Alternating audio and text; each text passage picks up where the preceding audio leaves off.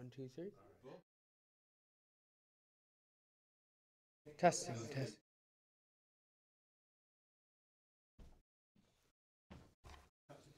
Testing. 1, 2, 3. Test. Testing. Testing. 1, 2, 3. Testing. Testing. Testing. Testing.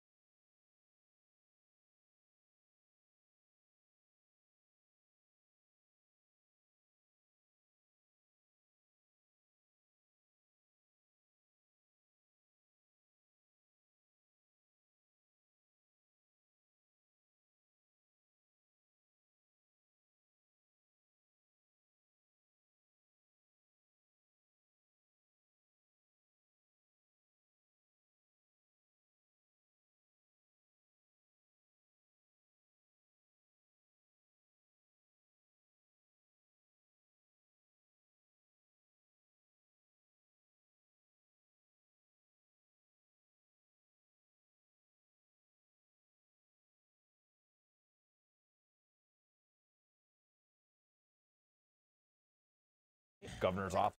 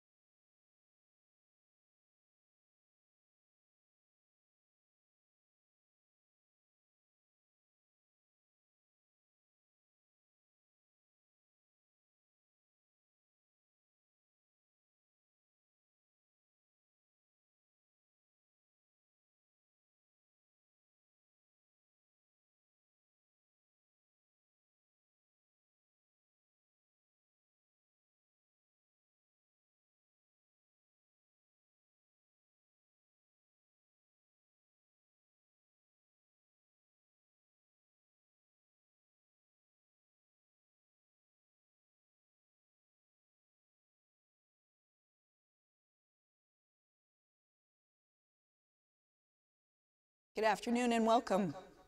I'm so pleased to be here. I sound a little like Winston Churchill.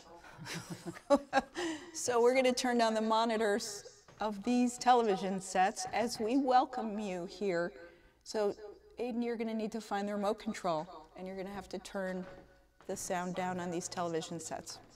Okay, and once we do that, I'm going to welcome you to Finance Friday, which is part of the continuing series here at Channel 17. So that should be maybe behind you, or ask Kim, or we can actually just manually do it. So I'm going to just wait until we solve this particular problem, and then we'll start again, because it's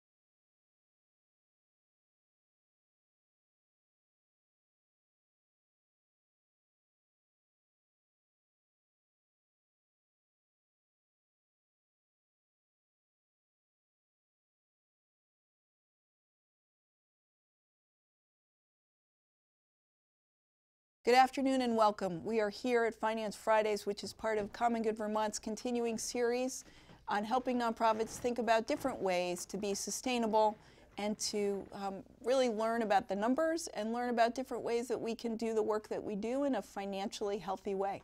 So today we're going to be talking about social impact investing and also social benefit corporations, which are part of the social economy.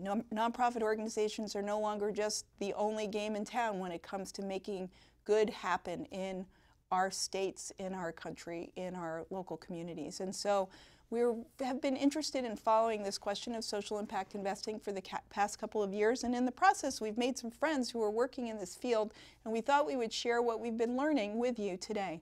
Of course, you can give us a call at 802-862-3966 if you have any specific questions. And also you can email your questions to Morgan Webster, who's our director at commongoodvt.org. In the meantime, we have with us today 4 guests. We have Simeon Chapin. Simeon is the Director of Social and Community Development for the Vermont State Employees Credit Union. And we have Jake Ide, who is the Director of Investment and Philanthropy for the Vermont Community Loan Fund.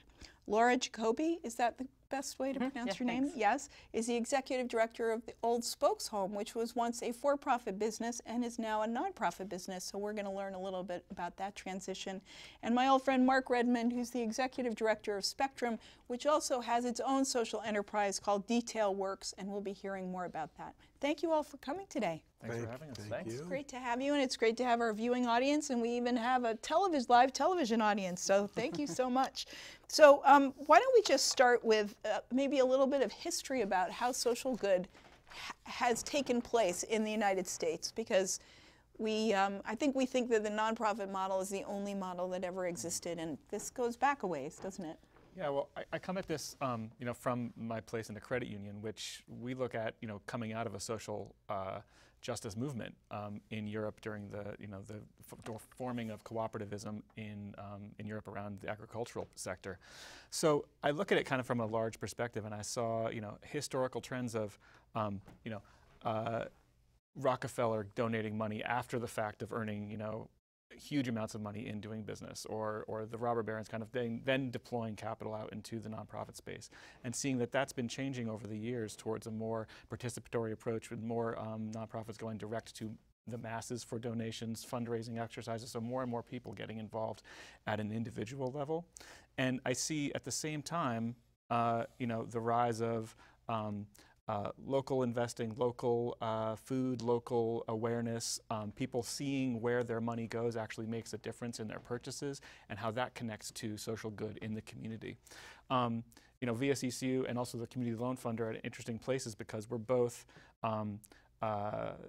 places where people can invest their money and put their money into those organizations to make a return on their deposits, but also a place where we're turning around and then looking out in the community to say, where is the best place for that money to be deployed? And it's a really interesting nexus piece, because where we focus that work, either with our investment dollars or with our philanthropic dollars, as VSECU has kind of both in play, really can make a difference and kind of help direct where everyone's headed. And I'm not saying that we're, of course, not the direction of everyone, but as that change happens from a industry to nonprofit to more people and wide-braced approach, thinking about how their money makes a difference in their purchases, I think that's the large-scale trajectory that I see happening. So traditional financial institutions, and traditionally they've invested in the private sector because they're looking for the highest rate of return. But the values and the model for both the credit union and the loan fund is different. That's what you're explaining, is that you're not just looking for highest return, you're looking for something socially important to be achieved. Is that right, Jake? Yeah, absolutely. We make loans, we're a lender, and like any lender, we want those loans to perform. And that necessitates us being able to get the money back and redeploy it and repay our investors when we need to repay them. But alongside looking for just that financial return, we're looking through another couple of lenses, a mission lens. We're looking to be able to deploy our capital to folks that typically wouldn't have access to capital from traditional financial institutions. maybe businesses that are in an earlier stage, or just folks that traditionally wouldn't have access to it, distressed communities, businesses and organizations serving lower income Vermonters. We finance affordable housing developers, the local community land trusts and housing developers like that. We finance local businesses that are trying to create jobs, not trying to, actually creating jobs, preserving and creating jobs in the Vermont economy right here in Vermont. We're financing other nonprofits and community facilities that are providing all kinds of services, whether it's health centers or arts organizations, anything in the nonprofit sector that's providing services to lower income Vermonters or Vermonters at large. And we're also financing early care and learning organizations, childcare, early care and education organizations of all shapes and sizes, home-based, center-based, large, small, all around the state. So yeah, we're looking for that financial return because our business model demands it, but we're applying a mission focus to it. We're looking to serve the common good with the lending that we do as well. And are the investors that you have different than typical investors in that they're not looking for as high a rate of return and they have a social mission? I mean, sir, what's the profile of the person that invests to have you do this work? It's a really interesting question, and I think that it speaks a lot to the environment around investing at large today. I think, like Simeon said, you know, you used to kind of make your money and then maybe you could carve off a little bit and do good with it. I think that the idea of doing good with your money and doing well for yourself at the same time, that synergy is something that's more modern and is happening on a larger level now. And that investors are not having to sacrifice return, financial return, to be able to achieve some kind of community return, however they would define it.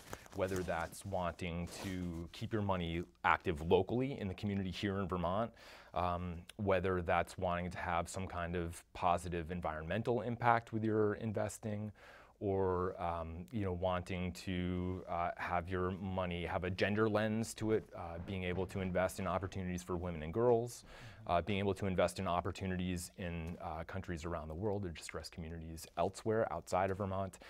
There are opportunities for every investor to be able to do all of those things, both through the traditional conventional investment world, through socially responsible investing and impact investing, but also through non-traditional opportunities like the loan fund, where you can lend your money and be able to do good with it right here. It's an interesting question about, you know, who. I mean, credit unions particularly came out of a place where a group of people got together to share wealth amongst themselves when they needed it, right? As opposed to having to go to somebody else or go outside of their community to be able to get the credit that they needed. And that's just sort of continued in the credit union movement. It's really about that kind of one-to-one relationship.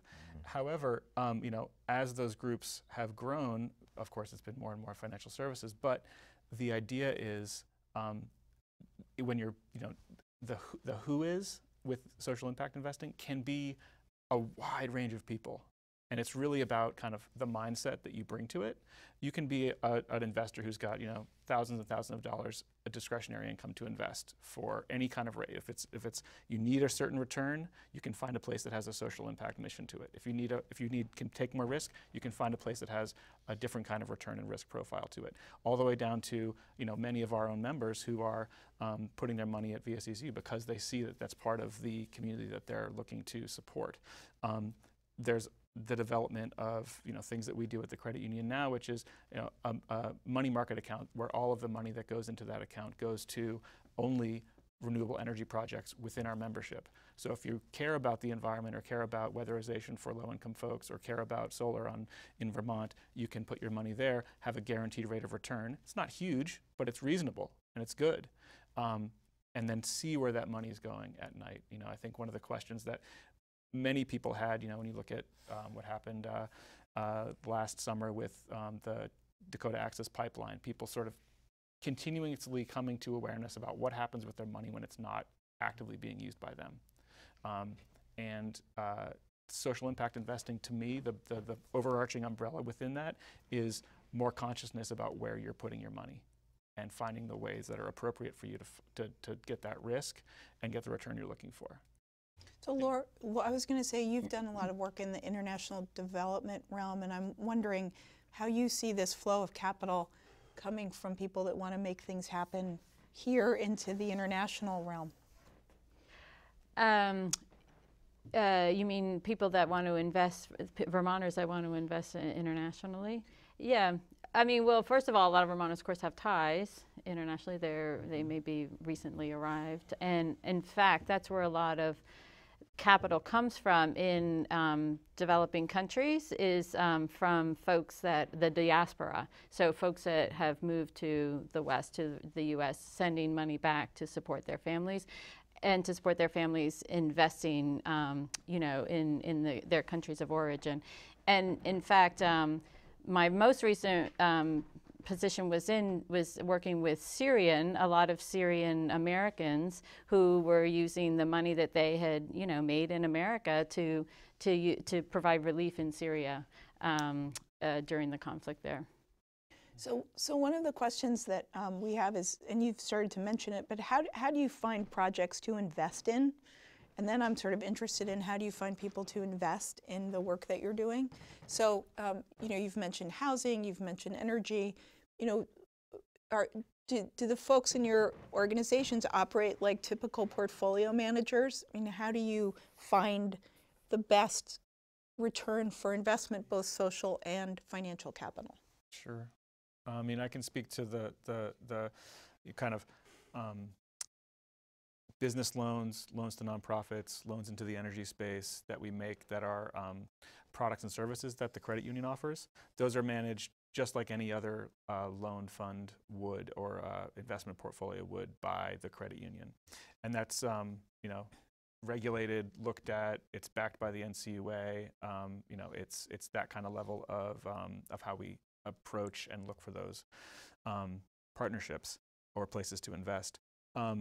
The other side of things, where we're kind of taking more risk, when we're making investments into things like Milk Money, which is the platform for local businesses to put up equity offers for other Vermonters to invest directly into, or Vermont Works investment management team, which we've made some investment into, which is a platform. Well, they're looking to raise a $50 million fund to invest in growth stage businesses in Vermont here.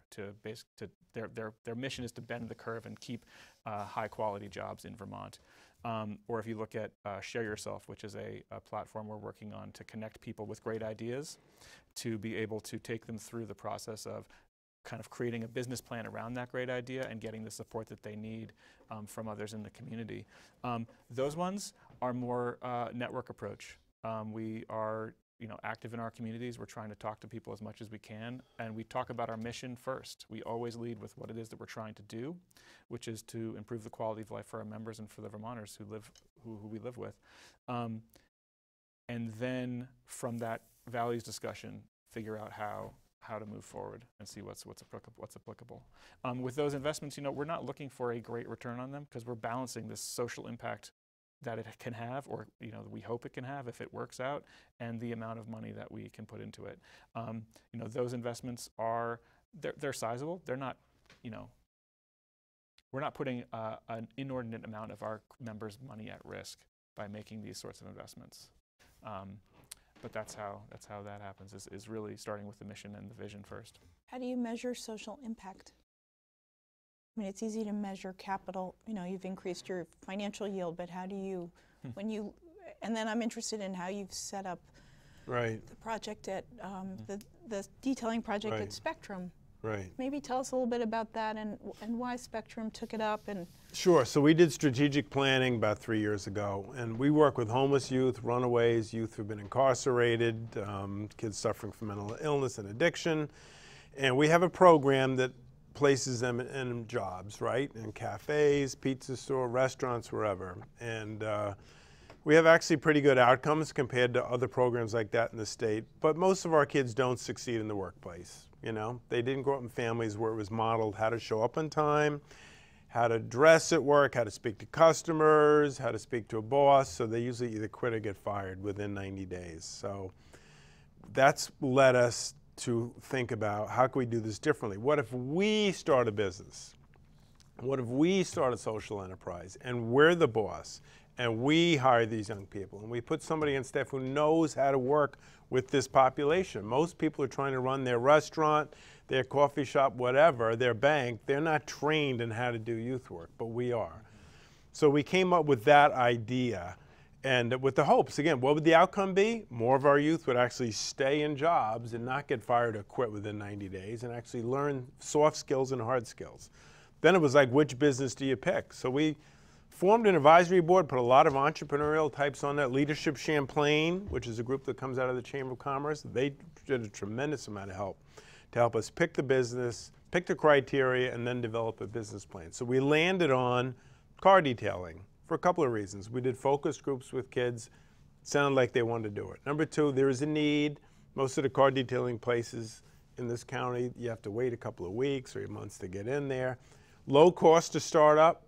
You can literally start car detailing. The equipment, the soap, it's less than $5,000. So if it wasn't going well, we could get out of it without a big loss. So anyway, that's what we started. Now we formed what's called an L3C corporation, which is a Vermont invention. We looked at an LLC, limited liability corporation, with the L3C, which I think the technical title is low profit limited liability corporation. So it's a separate corporation underneath Spectrum, and it can accept charitable donations because we hoped that people would want to donate to start this. So that's what we did, and we picked car detailing, we rented space, we just moved, we're in Williston now, and every morning at 7:30 a.m. we have 4 or 5 youth who were homeless, probably living with us, kids who've struggled in life. They meet in our drop-in center, we drive them up there, they detail a couple of cars. At noontime we bring them back, the next crew of kids that just had lunch, we bring them up there and we bring them back. So we've been at it, soft opening in June, hard opening in September, so we've been at it for a while. We've more than doubled our percentage of youth who are able to stay and work for 90 days or more. So that's the first, indices. Now, what I want to see long term is, we've gone to some of the auto dealerships on Shelburne Road and other places. They're like, if you teach these kids how to detail cars and how to show up on time and call it sick, we'll hire them on at a living wage. So we're really, again, it's still early in the process. Now, this is important to know. A lot of nonprofits think this: I'm going to start this business, whatever it is, and it's going to generate all these profits, and that's then going to go pour into my, whatever it is you're running, shelter, forget it. We did a lot of research on this. We went to Denver to a national conference, and it was kind of a rude awakening. If you break even, you will be the rare nonprofit. Well, that's what I was going to ask you. When are you going to turn a profit on your detailing? We have a business plan that says by the end of year 3. Now, there's some promising signs. We never put in our business plan, we thought we'll hope we'll get donations. Well, a hospital donated $70,000 to us. No, $70,000 to us. So we've gotten all kinds of, there are foundations that focus strictly on this. They've given to us. The hospital gave us a contract for 17 of their vehicles. The state gave us a contract for 2 of their vehicles. Howard Center this week just gave us a contract. So that, and then Jump on it, and all the Facebook, everything, we're full up, So we think by the end of year 6, we can actually we'll lose X dollars in year 1, a little less in year 2, a little less in year 3. But will we ever generate enough profit that it would help fund the rest of Spectrum? No. But if we can even break even, we'll be grateful. But the real outcome to me is taking young people who really haven't had success in the workplace and helping them to develop the soft skills and the hard skills so that they can leave us and earn a living wage. We're paying minimum wage now, but we want them to be in careers. Not everybody can go to college. Not everybody should go to college, in my opinion. But everybody's going to need to learn some skill, right, so that they can survive in this economy and make a living wage. Now, Laura, were you going to respond to? Well, I was going to say, I was thinking about, right, so we do skills development, we train mechanics, and as a retail shop, Old Spokes Home has always been a great place to get a summer job and to learn these great skills, how to, customer service skills, mechanic skills, which are really help you develop these problem-solving skills. They look at a bike, they assess it, they figure out what's wrong with it. You go through this whole step-by-step process, right? So it's been great. The difference now that we're a nonprofit is I can hire people that won't make me money right away, right? So as a sole proprietorship, Glen Ames had Old Spokes Home. It was a great bike shop. The big difference is that I'll hire young people, or we have a mechanic that's deaf. I'll hire people that I have to spend money on, working side by side with other mechanics, because I don't, as a nonprofit, I don't have to be so concerned that every single employee is generating revenue. I mean, for a small business, the profit margins are really narrow, and like you were saying, you can't expect to make money on a small enterprise necessarily. But what you can do, right, is create a place where young people or anyone can really develop these skills in a setting that is professional, where the expectations are high. But they may need hand-holding as they develop those skills. And so I'm employing people as a small bike shop, I could never afford to employ if I wasn't also getting donations and grants and that kind of thing. And why did the business move from being a sole proprietorship to a nonprofit? In order to achieve these social goals, or? Well, so as a bike shop, Glenn was the sole proprietor, Glen Ames, and he always was very community, he always had social goals, right? He was always, he made bikes affordable. He always sold refurbished used bikes that were reliable because mechanics were refurbishing them. He always, again, bike shops are a great place for high schoolers to get great job skills. So he had to make a profit. He had to, he had to stay in business, right? So the big difference. So then, when he wanted to sell the business, he sold it to the nonprofit, which was always also across the street, Bike Recycle Vermont, and they were always a nonprofit, and they were always selling bikes for like $25 to $50 to folks these bikes had been donated and refurbished by volunteers and one mechanic. So it was basically kind of running on a shoestring. But so Bike Recycle bought Old Spokes Home as a way to cover, the operating costs of their social programs. And Glenn was very happy to be able to sell it to a nonprofit because, I mean, again, as a small business, he was always very community-minded. But I think the big difference between when Glenn owned it and now that it's a nonprofit is who our customers are and who our employees are. And our customers are now folks that, can only afford a $25 or $50 bike. And our employees are sometimes mechanics that need to spend time one-on-one with a professional mechanic, and who can't generate revenue coming in the door, but after working with us a season, 2 seasons, they're professional mechanics. So in effect, the Old Spokes Home diversified its revenue sources by becoming a nonprofit. Yep, exactly. Because now we get donations and grants and that kind of thing. So we've actually, and in the year since I've been on, we've raised enough funding to be able to really expand our programs in terms of the number of people we serve, but also the quality of programming. So we just are doing things like we're selling now accessories at cost.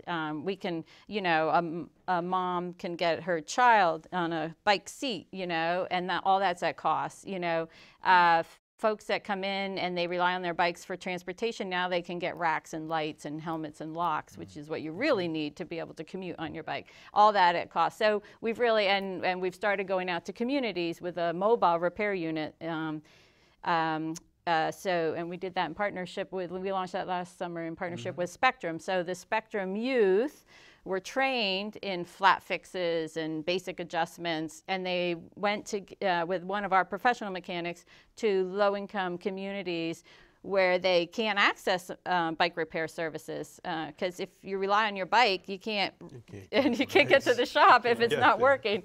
So and a lot of it was literally flat fixes, right? I mean, that's what was keeping people off their bikes. And so these kids, with the Spectrum kids, after they worked with our professional mechanic, but they can fix flats, right? And so they were doing that. We got hundreds of bikes back on the road. So Fix mine. We've been able to increase our services, and a lot of that is because we've been doing some fundraising to complement, the revenue we generate from the retail shop. So what I would say is the retail shop, it covers our operating costs, but with some revenue transfer, but the majority is with shared resources, right? So we share mechanics, we share inventory management systems, we share point of sale, software, we share,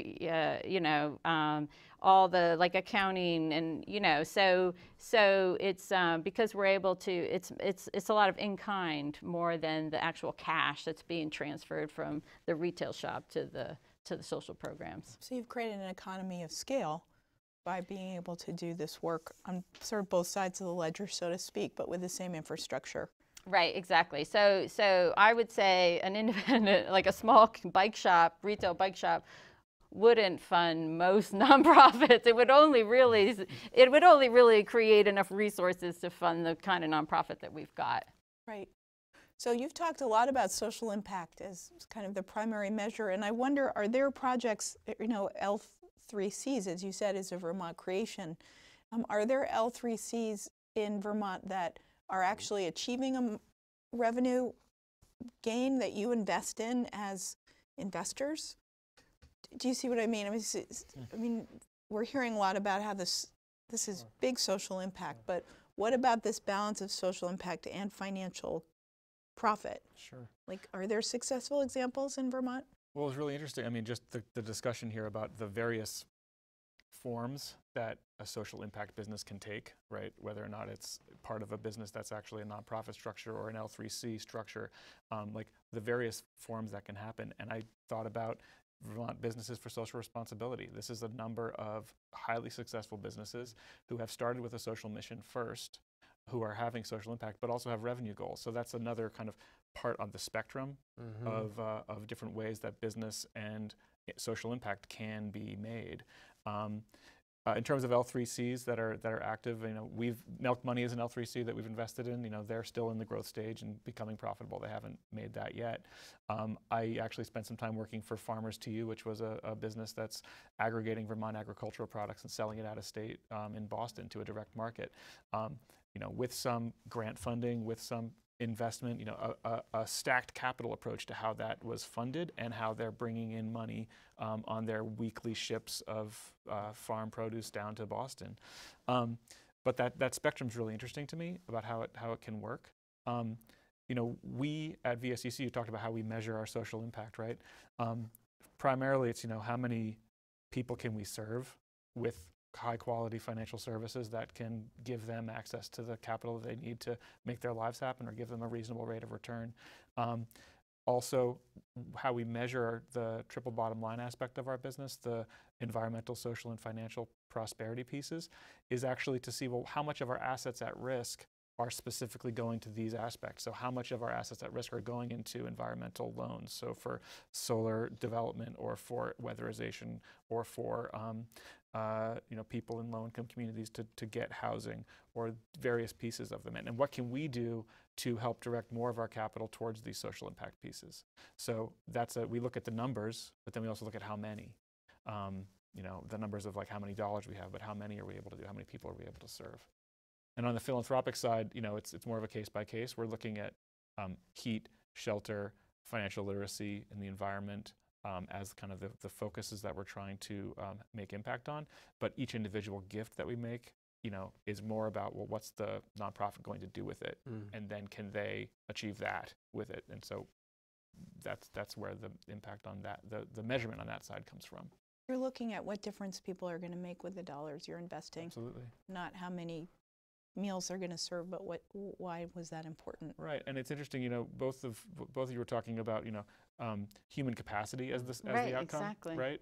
And that's so important, right? Whether or not it's somebody becoming financially literate on their own to be able to make you know, good savings decisions or investment decisions, or someone coming you know, to work every day and learning how to talk to a boss or learning how to like show up. Those sorts of human development capacity building pieces are just huge. But also, I mean, that has an impact on economic development. Absolutely. I mean, it's kind of a virtuous cycle, right? Because we have like 2,000 plus jobs that go unfilled every month in the state of Vermont. Or, I mean, that's the what people are figure. And I feel like anything that we can do to help people get to work by getting them transportation that they can afford or training that helps them get a job, that's got to be good for the whole economy, which generates more revenue to invest, right? I mean, Is that how investors look at it? I mean, is there kind of this vision of the greater, like it's almost the more you do to help people get to work, the better that is for businesses, right? Absolutely, absolutely. So if we can help someone get into a car so they can get to work, that makes a big difference. If we can help create a platform where small businesses are able to get access to capital that they need so that they can employ people, that's huge too.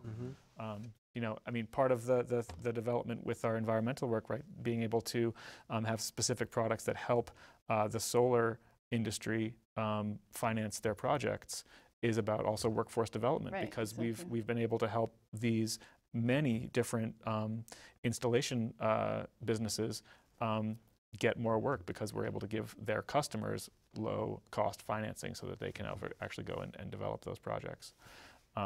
It is a virtuous cycle, and it is an ecosystem approach, the holistic approach that, you know, where we put our money when it's not in our pockets makes a big difference. It makes a big, big difference. So you can park your money in some investment portfolio that you don't touch, you don't know anything about it, you just kind of give it to the manager and they go it, or you can say, hey, you know, I want to have an SRI fund, a socially responsible investment fund, because I care about that. And then actually, you know what, I want to put some money in the community loan fund because I know that, you know, there's risk there, but you know, they're really solid and you know, they're investing in Vermont. Or I want to put something in a money market account at VSCC because I know that that's going to go towards these outcomes.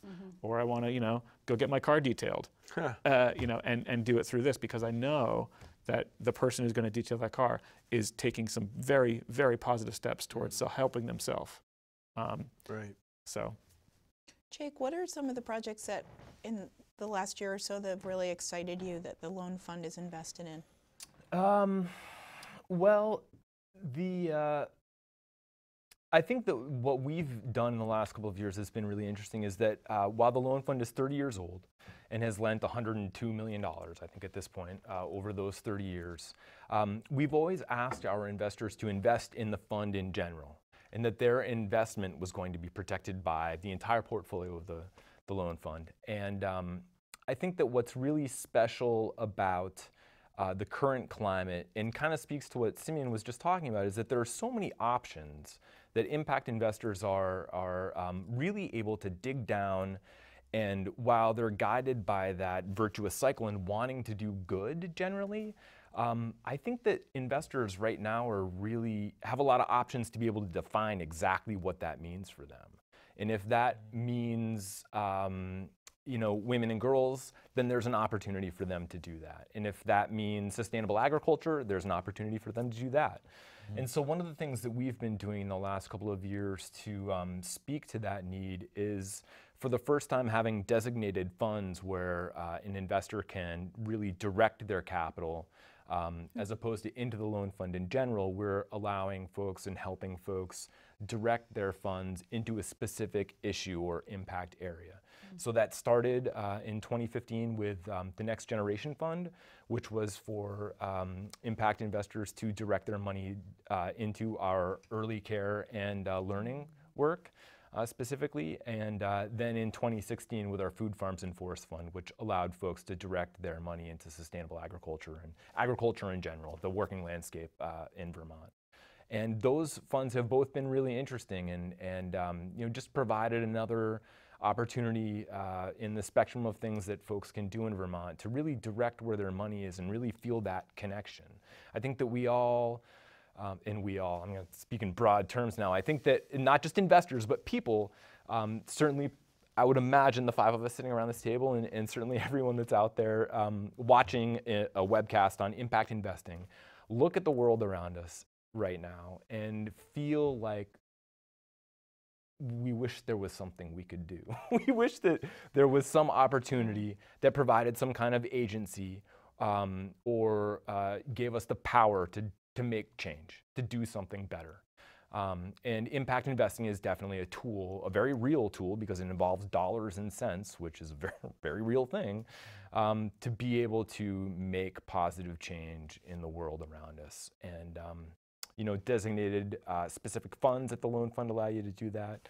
And there are a lot of other opportunities as well. But I think that you're seeing a class of investor that is no longer just this little group of impact investors. It's all of us. We all have the opportunity to do it, and there's vehicles for all of us, no matter what our asset class is, no matter how many dollars and cents you have or don't have. There are opportunities for anyone watching this to be able to do exactly what we're talking about. And that's a change, and that's a really heartening change in the way that money's moving around in the world, I think. Mark? So what do you folks think of social impact bonding? The social impact bond is a really interesting thing. You want to explain it first? It's a little complicated. It's a little complicated. Typically the state or a government, and I am no expert, so let me preface these remarks with that statement. As I understand it, the government, instead of paying for just services to be performed, pays for the results, the eventual results, and the community change that programs are trying to have. Right. Ultimately. So it's a pretty complicated financial transaction where certain organizations finance future results, and the state only is on the hook to pay if those results are achieved. There are a couple of them, and by a couple I mean 20 perhaps, around the country that are happening right now. It's something that we've been exploring in Vermont. Typically an organization like the Vermont Community Loan Fund, a community development financial institution, or a CDFI, which is used to moving money around in social ways, plays some kind of role in facilitating the social impact bond. One of the things that I think are really necessary, that certainly all the examples of success that are happening right now with the social impact bond, and some of the cautionary tales maybe, involve a government that is very committed from the get-go and really wants to see it happen and is really leading in a way. And so that can sometimes be the switch that needs to get flipped first. I mean, I like the concept, because the concept is this. So let's look at, if we invest X dollars up front, we won't be paying X plus Y down the road, right? So let's look at prison. Prison is one of the most expensive things, right? Yeah. In Vermont, what is it, $55,000 per year for a male, like $80,000 for, right? We know that.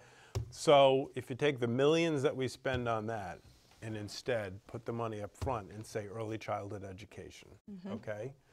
Can we then say, by investing those millions here, we're not down the road, we're going to save those millions there? Yeah.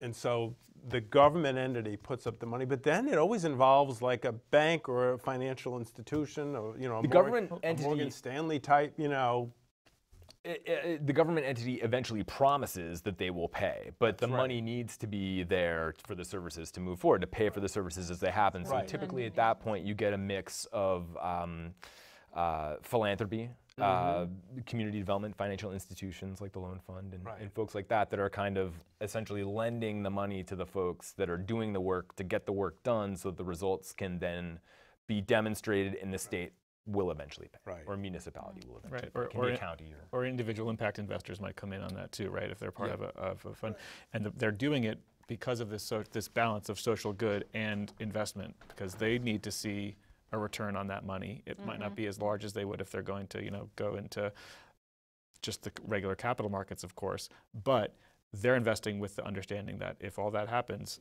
they're going to get paid back. Yeah. Right. And it's a long-term game too. It's right. It has to be very patient capital at every phase of the game, and that can be a real challenge. Right. And I think Mark hit it on the head, you know, where or you said it, I think, is that the leadership at the governmental level needs to be there. Yes. Yeah. Because if the nonprofit community or the impact investing community is trying to make it happen, but at the end of the day, the state's not willing to reserve those funds, Right. or isn't really sure about it, or doesn't quite understand the mechanism, or is not quite clear on what the goal, not ready to reserve those funds for that goal, then the whole thing doesn't work. Right. And that's what we found to be the case in Vermont, because we've spent a lot of time talking to folks in government about this and the potential. Think about how you might be able to clean up the lake with dollars like this. There's big environmental projects that have been funded. I think Washington D.C. is one of the examples where it's happening, and the state's in a situation where they have a certain amount of, and you can correct me on this, but they have a certain amount of capital that the treasurer is willing to set aside for indebtedness, right? And you say, well, let's set aside some of this for this project in the lake, and she's going to say, well, no, I have all these other things I have to do. So, right. So there's so many competing pressures on a state like Vermont for the little capital that it does have that it might be harder to pull it off in a state like this, even though you would think it might be easier to pull it off in a state. It's harder to get the government to be the lead dog on an initiative like that. And I think it's similar to something that I think all of us in our own businesses or in our own personal lives are trying to balance, which is the immediate need that we have versus the long-term, goals we're trying to have, and how do we invest for the future. And coming from a member-oriented organization, I can just say, everybody can do it in a little way. Then the collective, and collectively we all move forward. So, look for the small ways that we can do it, whether or not it's trying to start a different kind of business, or going to a different model, or investing in a community loan fund, or having your finances run by a certain organization, credit union or other. Credit union would be great, but just those competing priorities, right? Right. Competing things, like you need to serve that person who's right in front of you, and the state has people they need to serve who are in desperate need right now. Right. And yet, if you went to the legislature today and said, hey, we would like to reserve X billions or millions of dollars for early or whatever, they'd say, we don't have it because we still have these prisons we've got to run, these mental health facilities, we need a new psychiatric, so. Right, where can you get the money? Our social enterprise, I'll be honest with you, the only reason we were able to start, we didn't have to take a loan out. A major donation dropped in our lap out of the blue, and our board met and said, let's use it for this, So we were able to put this money up front on the gamble. We hope it works out that down the road, these kids are going to gain skills and have better jobs and not end up in the homeless system or the corrections system or whatever else. Right. Right, and you've already doubled, you said, the amount of early indications after a few months are quite good, but we don't want to declare victory and go home. No. I think it's the same. It'll be the same story with the social impact bond or pay for success. Is that it's still a really young instrument, and I think that you've seen some good returns on some of them that are happening, and some not great returns. I think on balance, the mechanism is so progressive and totally appropriate that I think that it will, 20 years down the line, there will be lots of examples of how these things worked, and it will become more commonplace and is totally doable in a common sense kind of political and fiscal environment like Vermont. So one of the things you said earlier was that nonprofits need to think carefully before doing something like this, and I remember Dolly Fleming at Mercy Connections convening a group of people to look at what you've done at Spectrum and see if they want to do it. So and I use her as an example because, as you said, they decided in the end not to take it up. Right. But they had a really due diligence process, and maybe you could talk a little bit about that. So if a nonprofit wants to think about diversifying its revenue and achieving its impacts through a kind of for-profit enterprise, what are the steps? What would I think be you have helpful? to do something that relates to your mission, right? And it's going to have some impact on whatever client group, that you're working with. So that's number one. If you're going to start running something that's totally, we're going to start a TV studio to compete with, like that's so far out of our mission. So I think that's number one. Don't do anything that's just like so far away from your wheelhouse. That would be key. And then I think you have to have business types on your board of directors or everybody who are able to really look at this. with a fine lens and say, is this going to sustain itself or not? Or how much of a loss are you willing to take? So we were fortunate to have Leadership Champlain, people from Dealer.com, Union Street Media, who were on our advisory board and really looked at this very carefully. Otherwise, you can march ahead and then have a mess. So And you need a business plan. you need a business. It was so funny. So many times, you know, someone would say, hire this person. And I go meet with them. And I can use her name, Lee Samuels, you know, very established business person. She was like, I was like, I'll hire you to write the business plan. She said, I will do this project under one condition: you don't pay me. So I was like, all right, I can meet that. So she did a great job, and said to me, you have to do this, this, and this. You got to research this. So we came up with a really solid plan that I mean, I was able to go to our board and say, we're going to lose X $100,000 on this project over the next 3 years. Right. And they just didn't say, oh, okay. They really want to know on a per youth basis, how much is this going to cost versus our other job? You know, they really, really looked at it very closely. And in the end, they unanimously approved it. But I think nonprofits you need those types of people on your board. We have other people on board who are social workers or clinicians, but you need people who have a financial mind and a business mind if you're going to go in this direction. Yeah, it's fascinating. It's been really eye-opening for me, the cultural difference, right? I mean, so especially, again, a small business, every single decision, you have to look at the impact on the bottom line, you know, and how, are you going to lose money on this? Or how much, if you're going to make money, exactly how much money you're going to make? And yeah, coming from a nonprofit world, like that's a mental shift, and again, you know, sometimes I had to say, well, you know, we're not going to make money. However, so here's the gap that we're going to have to raise the funds, you know, from donations and grants, and because, you know, it's our mission to expand this programming. But, you know, so it's not just a business plan, but it's also like the culture, and every single decision is driven by, are you going to make money or are you going to lose money, you know? And if that's not ingrained in the organization, which it's not in a lot of nonprofits, then you need to bring it in.